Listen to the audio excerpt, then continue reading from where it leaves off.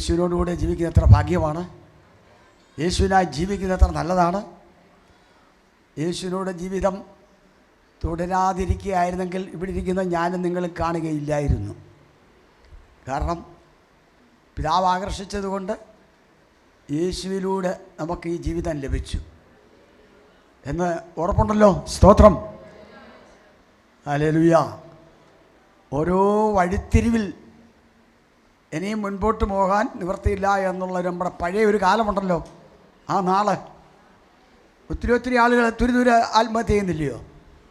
അവരെപ്പോലെ നമ്മളായിപ്പോകാതെ പ്രതിസന്ധികളുടെ നടുവിൽ ആശ്വാസത്തിൻ്റെ ജീവ സന്ദേശം, യേശുവിൻ്റെ ശബ്ദം, കൃപയുടെ ശബ്ദം, നല്ല സുവിശേഷം നമ്മൾ കേട്ട് അനുസരിപ്പാനും സമർപ്പിക്കുവാനും ഒരു മനസ്സ് കിട്ടിയതിൻ്റെ പിന്നിൽ കരുണാസമ്പന്നനാകുന്ന ദൈവം നമ്മളെ ഇതുവരെ നടത്തിക്കൊണ്ടിരിക്കുന്നു. കരയുയർത്ത നമുക്ക് ദൈവത്തെ സ്തുതിക്കുക. ഹല്ലേലൂയ. ഇവിടുത്തെ കർത്തദാസന് ദൈവത്തിന് സ്തോത്രം. പലപ്പോഴും എൻ്റെ വാട്സപ്പിനകത്ത് നോക്കുമ്പം കുഞ്ഞുങ്ങളൊക്കെ പുള്ളിക്കാരൻ നിൽക്കുമ്പോൾ എനിക്ക് വലിയ സന്തോഷം തോന്നും. ഞാൻ സ്തോത്രം പറയും. ദൈവത്തിന് സ്തോത്രം. ഫിലിപ്പോസിന് 4 പെൺകുഞ്ഞുങ്ങളായിരുന്നു. ദൈവദേഹത്തിന് 5 എടുത്ത് ഇവർ സന്തോഷമായിട്ടിരിക്കുന്നു. കർത്താവ് വരാൻ താമസിച്ചാൽ 5 പേരും 5 മിഷണറിമാരായി. ദൈവരാജ്യത്തിന് പ്രകാശിക്കുമാറാകട്ടെ. സ്തോത്രം. മാത്രമല്ല മർത്തോമായിൽ നിന്ന് മാറിയ തോമായി നിന്ന് ഞാനും വന്നത്. എനിക്ക് മാറിയ തോമായി ഒന്നും അറിയത്തില്ലായിരുന്നു. ഞാൻ സൺഡേ സ്കൂൾ പഠിക്കാൻ ചെന്നപ്പോഴേ 26 വയസ്സ് പ്രായമുള്ള കല്യാണം കഴിച്ച ഒരച്ചായൻ, എനിക്കന്ന് 9 വയസ്സൊക്കെ കാണത്തുള്ളൂ. അദ്ദേഹം പദം ഉറച്ചു നാം ക്രൂശുമേന്തി പോകണമെന്നുള്ള പാട്ട് 2 ശീല് പാടിയിട്ട് അത് വൃത്തികേടായിട്ട് പാടി. ഈ 8 വയസ്സുള്ള ഞാൻ ചാടി എഴുന്നേറ്റിട്ട്, നിൻ്റെ പെമ്പളയോട് വേണം ഇതൊക്കെ പറയാൻ കേട്ടോ, നീ സൺഡേ സ്കൂൾ പഠിപ്പിച്ചിട്ട് ഞങ്ങളോട് ഇതാണെന്നോ പറയുന്നത്, ഇനി ഞാനിവിടെ വരികയില്ല. ചാടിപ്പോയി. എൻ്റെ അപ്പൻ എത്രയോ പ്രാവശ്യം എന്നെ അടിച്ച പള്ളിയിൽ കൊണ്ടുപോയി. ഒടുവിൽ അച്ഛന് കൊടുത്ത കപ്പയും വാഴക്കൊലയും കോഴിയെയും ചന്തക്കുളം വിറ്റ് കാപ്പ് പിടിച്ചു. അത്രയൊരു പുള്ളിയായിരുന്നു. ആ പള്ളിയോടുള്ള വൈരാഗ്യം ആ മനുഷ്യൻ ഒരുത്തം കാണിച്ചതുകൊണ്ടാണ്. അപ്പം ഞാൻ പിന്നെ മഹാഭാവിയായിട്ടങ്ങ് പോയി. എന്നാൽ 28ാമത്തെ വയസ്സിൽ യേശു എന്നെ പിടിച്ചു. അന്ന് മുതൽ കഞ്ചാവും കള്ളും ചാരായവും വഴിയും പാപവും കള്ളത്തരവും വഞ്ചനയും ഉരുട്ടിപ്പരട്ടും ഒന്നും ഇല്ലാത്ത ഒരു ദൈവരാജ്യത്തിൽ ദൈവം എന്നെ ആക്കി തീർത്തു. ആ ആത്മീയ വർക്ക്ഷോപ്പിൽ കൂടെ ജീവിതയാത്ര തുടങ്ങിയിട്ട് 52 വർഷം കഴിഞ്ഞു. സ്തോത്രം. ഇത്രത്തോളം ഇവിടുത്തെ ഈ സ്ഥാപനത്തിൻ്റെ ആദ്യത്തെ ഉണ്ടായിരുന്ന കൊച്ച് ആ ദാസ് എന്ന് പറയപ്പെടുന്ന ആ പ്രിയപ്പെട്ടവനൂടെ 1980 ഈ സ്ഥലത്തേക്ക് വന്ന് കാലി ചവിട്ടുന്നത്. അതിന് ശേഷമാണ് ന്യൂ ഇന്ത്യ ചർച്ച കൂടുമായിട്ട് ഇങ്ങനൊരു പ്രവർത്തനം ഇവിടെ വളർന്നു വരുവാൻ കർത്താവ് ഇടയായി തീർന്നത്. കർത്താവ് സ്തോത്രം. നിങ്ങൾ ആഗ്രഹിച്ച ദൈവദാസൻ വന്നുകൊണ്ടിരിക്കുന്നത് കൊണ്ട് ദൈവത്തിന് സ്തോത്രം. ദൈവത്തിന് സ്തോത്രം. ഹല്ലേലൂയ. നമ്മുടെ കർത്താവ് ജീവിക്കുന്നു എന്നുള്ള മഹത്വത്തിൻ്റെ പ്രത്യാശയായ കർത്താവ് നമ്മുടെ ഉള്ളിൽ ജീവിക്കുന്നു എന്ന് ഉറപ്പുള്ളൊരു കൈ എന്ന് ഓർത്ത് ദൈവത്തിന് സ്തുതിച്ചേ.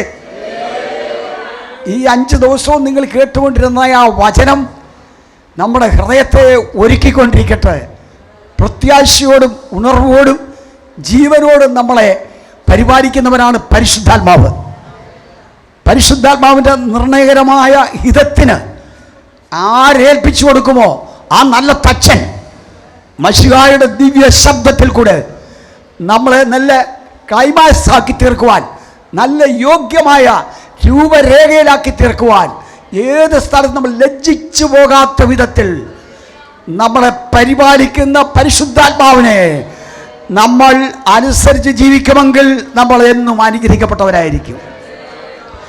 പരിശുദ്ധാത്മാവ് സിയോൻ മാളികയിൽ വരുന്നില്ലായിരുന്നെങ്കിൽ എനിക്ക് നിങ്ങൾക്കും ഇതുപോലുള്ളൊരു കൂട്ടായ്മ കൂടാൻ ഒക്കുമെന്ന് എനിക്ക് തോന്നുന്നില്ല.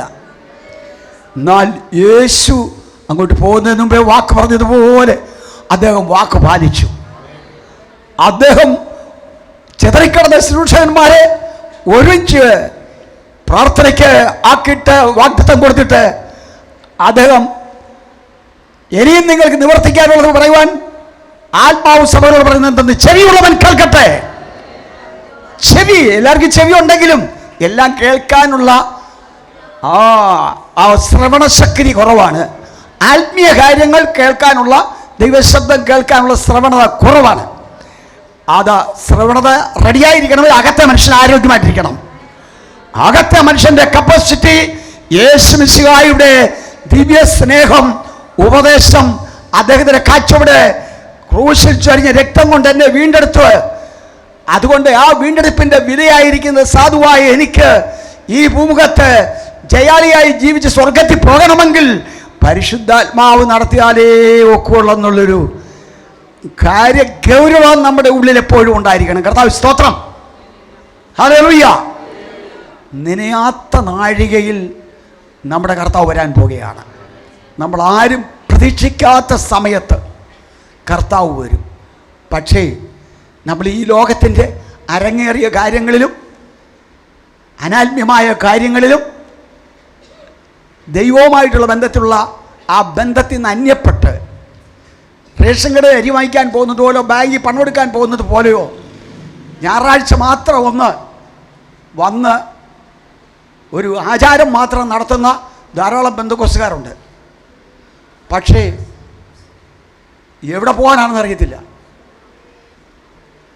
പ്രഭാതത്തിൽ കുടുംബ പ്രാർത്ഥന 10, 100, 150 പേര് കൂടുന്നിടത്ത് ഒരിടത്ത് ഞാൻ ചോദിച്ചു, ഇന്ന് കുടുംബ പ്രാർത്ഥനയ്ക്ക് കൂടിയ കുടുംബം ഒന്ന് കൈവക്കാൻ പറഞ്ഞു. അയ്യോ, 3 or 4 പേരെ കൈപൊക്കിയുള്ളൂ.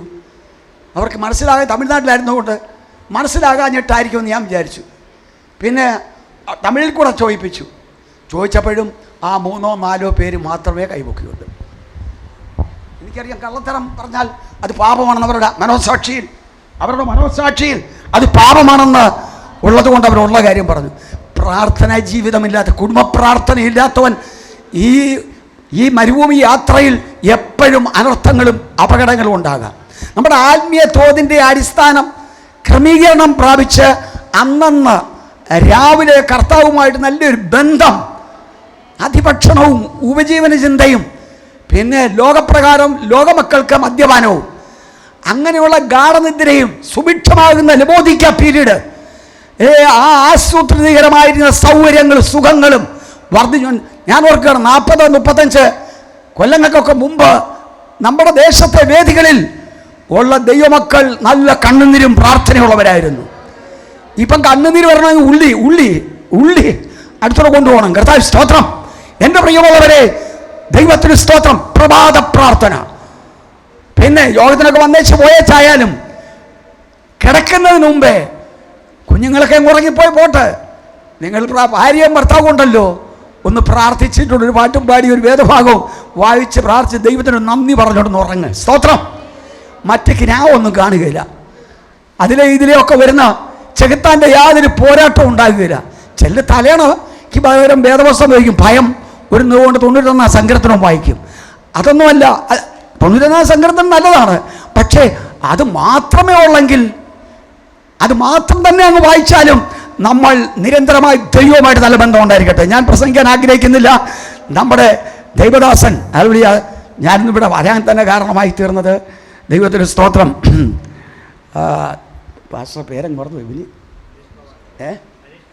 അനീഷ് കാവാലം എന്ന് പറയുന്ന ദൈവദാസനെ ഞാൻ എൻ്റെ വാട്സപ്പിൽ കൂടെ മിക്കവാറും ഒക്കെ രാത്രികാലങ്ങളിൽ ഒരു 9:30 ആകുമ്പോഴേക്കും കിടക്കുന്നത്. കാരണം പ്രായമൊക്കെ ആയതുകൊണ്ട് പിന്നെ അല്ലായിരുന്നെങ്കിൽ പിന്നെ 11 മണിക്കൊക്കെ ഉറങ്ങാനൊക്കെ ഉള്ളായിരുന്നു.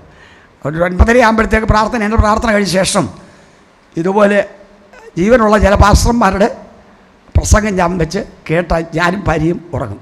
സ്തോത്രം. പ്രസംഗം കേട്ട് എന്നാലും അത് ആമീൻ പറഞ്ഞേ ഞാൻ ഉറങ്ങത്തുള്ളൂ. അപ്പോൾ അങ്ങനെ ഇദ്ദേഹത്തിൻ്റെ ശുശ്രൂഷകൾ ഇദ്ദേഹത്തെ അങ്ങനെ കണ്ടിട്ടുള്ളൂ. ഇനി ഏതെങ്കിലും കാലത്ത് കണ്ടിട്ടുണ്ടോയെന്ന് എനിക്കറിയത്തില്ല. ഏതായാലും 79 വയസ്സ് എനിക്കുണ്ട്.